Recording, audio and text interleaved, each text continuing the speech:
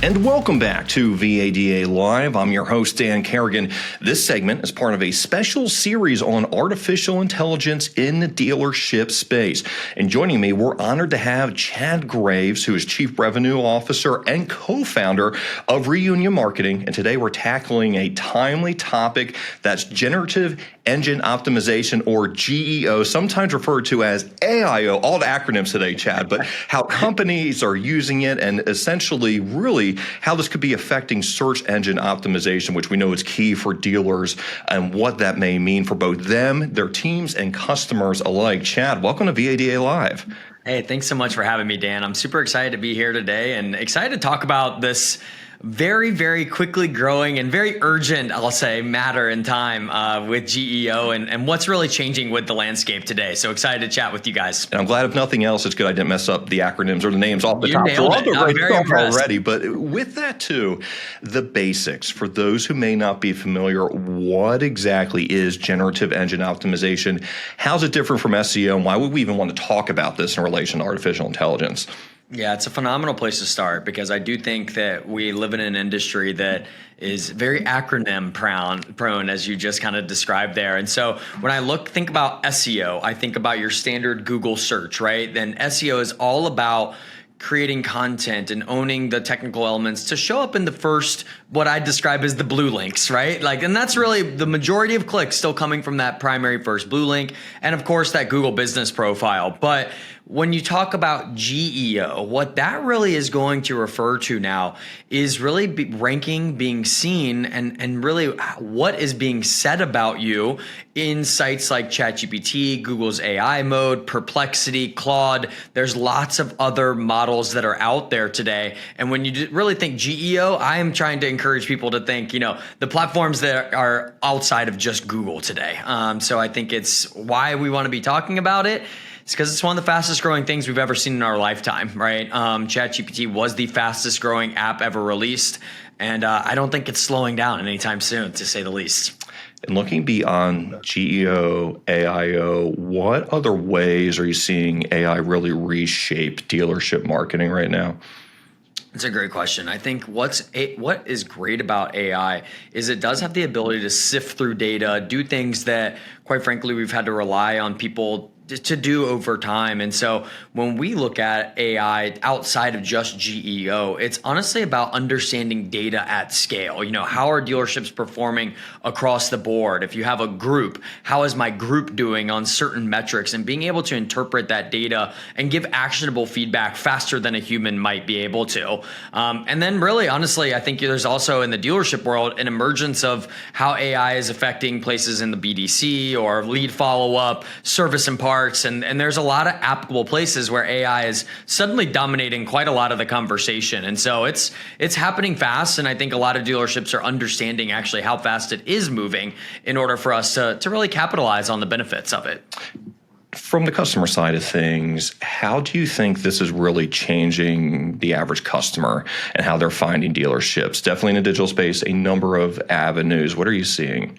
Yeah, great question. I mean, and it's still, we're learning every day. And I think that's one of the things that's really important about this is for people to understand that we are all learning this one on the fly. I like to say we are building the plane as it is taking off. But, the analogy that I like to give, Dan, is we all remember a time and a place where, dealerships used to be able to run a cable TV spot on the 6 o'clock news, hit their entire DMA. And then all of a sudden we woke up one day and there was streaming, right? And there was Netflix and there was HBO and there was Peacock and Hulu and Disney and all these. And I believe, and we believe here at Reunion, that search is about to go through that same kind of shift where we've lived in the Google landscape forever, the last 10, 12 years, 15 years at least. And now people have options. They can get some information on ChatGPT. I just went through the car buying journey and I used it to help narrow down what models might make sense to me.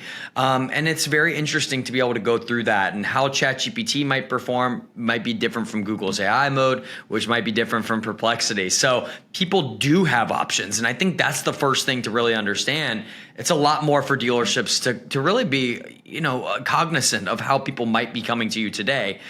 Even though referral traffic is low today, it does seem very highly converting, and that's why it's so important to keep an eye on. And when you mention highly converting, does that get to the whole qualified lead space? Can you talk to me a little bit about that?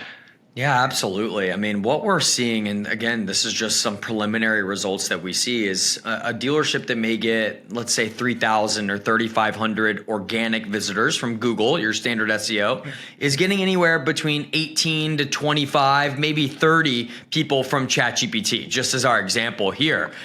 But those people seem to be spending a very high time on site. They really know what they want. They're very educated. They've taken the time to nail it down. And then we do see them converting into phone calls, leads at a higher propensity. Now, as traffic goes up, will that shift? I think that's one of the things that we all have to keep an eye on together as this becomes more commonplace and more common in our day-to-day, if you will. In bridging that digital side of things, and then also when you have a person on the lot, knowing that those aren't siloed anymore, any recommendations to dealers on how to integrate that? Because communicating one way, communicating the other, that's still the same customer, and they're now in person. Yeah, it's a great question. And, for me, I think it's starting to educate your salespeople that this is coming and that no longer might somebody just hold up their phone and show you a Google search and what you had online. They might show an exact make model, or they might show an exact prompt, if you will, that got them to where they are. They might know more features about the cars than the salesperson does. And that is just going to be something that we have to understand and code through. And everybody's, journey is a little bit different. So I think acknowledging that, if Dan does searches in a particular market for ChatGPT, it's taking in your history. Same with me. And so it might be a little bit different, and understanding that we have to just be a little bit more nimble and agile, I think, with what our customers may or may not know.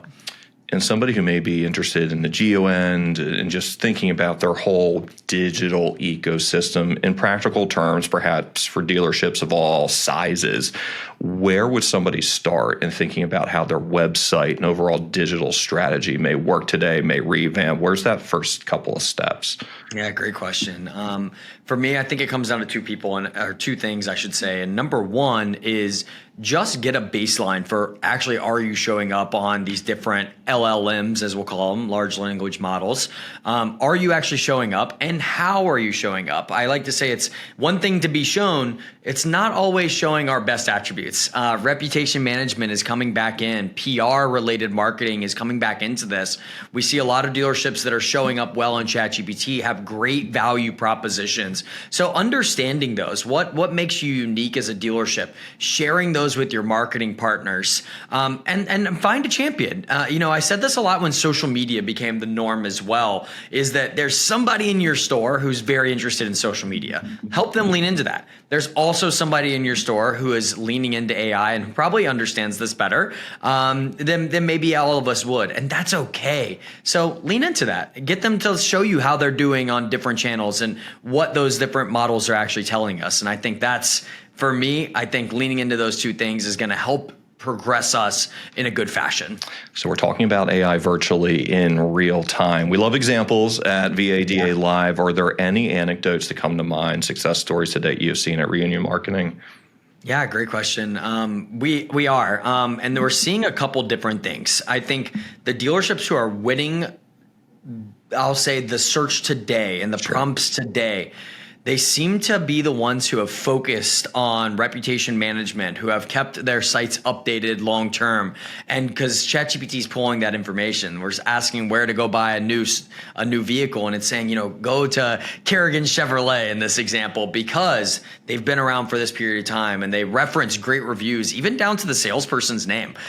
So that's, I think, shown success. We also are seeing success with our clients who have been doing SEO actually for a longer period of time, who have very robust sites, who have a lot of content that these engines can pull from and show them up in the right spots for these very customized different prompts that people are often typing in today. So I think the wins are here and abundant. And now it's understanding, how do we take the baseline wins and experience growth over the next couple months with this? And Chad, you brought into this discussion the concept of reputation management, which is really, it's PR, it's marketing, it's a little bit of each. And I'm sure most would argue we have a great reputation. How do you recommend, one, what does that really mean for dealerships, and how do you really pressure test that in your service area? No, it's an ongoing battle, and I think that people like to complain more than they like to give praise. So what I would encourage people to do today is get a baseline. What's your overall review count? So how many reviews do you have, and what's your aggregate score? So really, what we're pushing for is above a 4.6 with. Honestly, as many reviews as possible on our Google business profile. And that's important to say, not just sales, but service and parts as well. But don't just do that on Google. Look at cars.com, look at Dealer Rater. We see coming up quite a bit in ChatGPT specifically. Look at these different sites that are out there. Even the Better Business Bureau is being referenced more than I haven't talked to a dealer about the Better Business Bureau maybe in my whole career, but it's getting cited a lot in a lot of these searches. So I think get a baseline on the top 5, 6 sites that are out there, and then do the same for your competition. And if you're lower, have a less review score, those are going to be things that you need to consider and create a strategy with your partners on how to attack, how to grow, and how to get better. And when you're thinking about that, what do you think the biggest risk is for dealerships who may ignore or not get behind the AI-driven changes and stick with perhaps business as usual? I think you're at risk of alienating an entire buyer segment, and that's really what I think is going to be the case. It's ChatGPT's in specific is to that one, and Google's AI mode. It's just growing rapidly every day. It's learning fast, it's understanding fast. And I do think that you'll eventually have the ability to buy ads on there. And so you just need to get on there and start to understand it. But you are very much investing in the future today. I do think that this will be part of our everyday life next year and beyond. And so if you got to start now in order to be able to understand that. And I do think when you look at certain buyers, certain demographics, probably certain cities even with the VADA here, I think that you'll see higher volumes of that traffic sooner rather than later, if you will, right? I believe you're in the Richmond market, great market, affluent market. And I think you'll start to see that traffic pick up faster than maybe some of the more rural areas of our states. Yeah. Well, I'm no AI expert, Chad, but I know enough to ask about the data piece of this. And there's a fair amount of it within the dealerships, sales, inventory data. What could really be useful here? All of the above. I think that we like to look at sales data. We like to look at inventory data when making our decisions. The long-term goal is that, AI is helping us coach and train and give more live action requests or live feedback to our clients about what is working, what's not, or maybe what a suggested pivot might be. The car industry is changing so fast, and especially in a 30-day sales cycle, right? Every sale counts. And so I think AI's ability to look at data, deliver recommendations in a very fast format is just going to help those dealers get ahead and stay ahead of the, kind of 30-day cycle that we all live within. Going from 30-day cycle to 5 years down the line, where do you see the future headed with this? It's a great question. I don't know that I know. I'll be honest. I think that what I can do is kind of like you said. I think I know enough to be dangerous. I saw an interview recently with Sam Altman, who's the founder of OpenAI and ChatGPT, and he predicted that in 5 years, AI will be so integrated into our lives that we really won't even know that we're using AI or that it's AI that we're talking to, which for me means two things. One, that you have to be well prepared for a customer. Our whole marketing world has been get them to the website, get them to the website. And I think that there'll be a whole slew of people who make decisions about us without ever going to our website and that nail it down. And so how do you show up in areas that aren't always controlled by you? That's number one that I think we'll have to be aware of. Number two, and this is my hopeful prediction actually, is that people will crave the human face-to-face interaction to validate and trust. And I think that for our stores that can lean into people making decisions to come to us, show up at this dealership on a Friday or Saturday evening with a lot of information, but then ready to build a relationship with Dan to still make the second largest purchase of my life, right? And I that's what I hope, is that AI will facilitate some of the monotony, right? Some of the things that maybe we historically have struggled with. And then really great dealerships are really still great communicators and great relationship builders. And I think that those folks will have a great opportunity to really shine in this new environment. Do you see it as a supplement, not a replacement? I certainly hope so, right?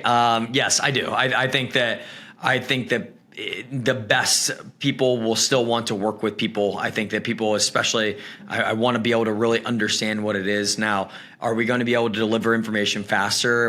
Is a customer going to expect, if I'm drop my car off for service, that you're diagnosing that vehicle faster, that lead follow-up is faster? I do think that the speed of which we can move will be intensified. But again, that should empower our best people to make quick decisions as well. And that's what I think will be really great about the dealership world. If you could give one parting piece of advice to dealers who are considering just exploring AI-driven marketing, what would that be? Lean into it and don't be scared of it. And I often always challenge people to ask your children, ask your younger family members to go to shop online for a car and just see what they do, because the next wave of buyers, the people that are starting to gain purchasing power, they don't have an allegiance or a dependency on Google like maybe you or I historically have. So lean into it, embrace that it's a change and that we're all learning together, and understand that it's not going to be a metric. It's not going to be a platform that we're going to just track leads and determine success. We're investing in the future, and we're investing in what car buying is going to be in 2026 and beyond. So that would be my best advice. Lean in and understand that this is changing rapidly. Well, you've been hearing from Chad Graves with Reunion Marketing as part of our special series on artificial intelligence here at VADA Live. Is your dealership considering or using AI? If so, we want to hear from you, and you can email me as host directly. Thank you for watching VADA Live, and I'm Dan Kerrigan. We'll see you next time.